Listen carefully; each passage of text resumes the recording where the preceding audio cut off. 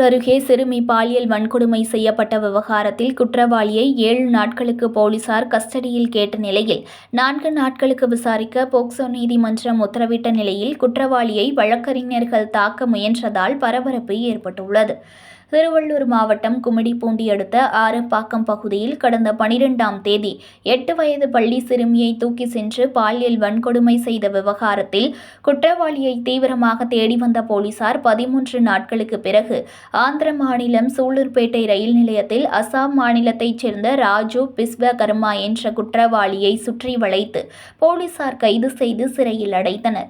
இந்த நிலையில் கும்மிடிப்பூண்டி போலீசார் குற்றவாளியான பிஸ்வகர்மாவை 7 நாட்களுக்கு காவலில் எடுத்து விசாரணை மேற்கொள்ள நேற்று போக்சோ நீதிமன்றத்தில் மனு அளித்திருந்தார்.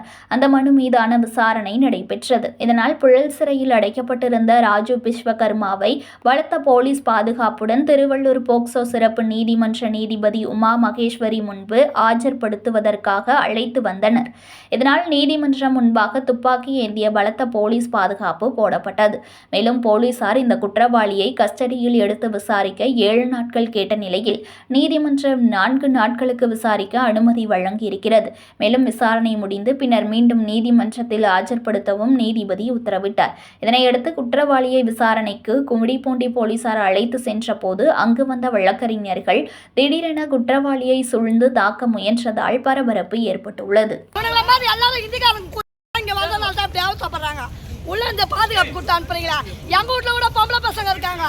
அவங்களா இன்னைக்கு நாளைக்கு இதே நம்ம அனுபவிக்க மாட்டோம்னு நினைச்சோம்.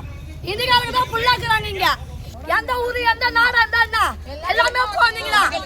அப்ப நாங்க எப்படி கேட்போம்? நாங்க எப்படி குழந்தைங்களை வீட்டு வேலை கேட்போம்? நாங்க எப்படி வேலை கேட்போம்? சராசரி அக்யூஸ்ட் அடிச்சாவிட தமிழ்நாடு போலீஸ் புத்தூர் கட்டு போட்டு மாவு கட்டு போட்டு பாத்ரூம்ல வரைக்கும் விட்டாந்து ஒரு 8 வயசு குழந்தைய வந்து இது மாதிரி நிர்மூலம் பண்ணியிருக்கான். அந்த குடும்பமே இன்னைக்கு ஒரு மாதிரியா இருக்கு. அந்த குடும்பத்தை பேசுறதுக்கு 10 மினிஸ்டர் பஞ்சாயத்து பண்றான், மிரட்டுறான் அந்த குடும்பத்தை. என்ன நடக்குது இன்னைக்கு?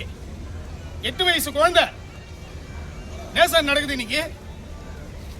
ஏன் ஒரு சராசரி ஒரு மர்டர் கேஸ் அக்யூஸ்ட கால் ஓடுகிறீங்களா? பாத்ரூம்ல வந்துச்சுன்னு போலீஸ் கால் ஓடுகிறீங்களா? உங்களுக்கு ஏன் இந்த மாதிரி இருக்குது? ஒரு அக்யூஸ்ட் 20 நாளா ஒரு அக்யூஸ்ட் வந்து ஒரு பெண்ணை சீரழிச்சிருக்கான், இந்த மாதிரி நிர்மூலம் பண்ணிக்கிறான்.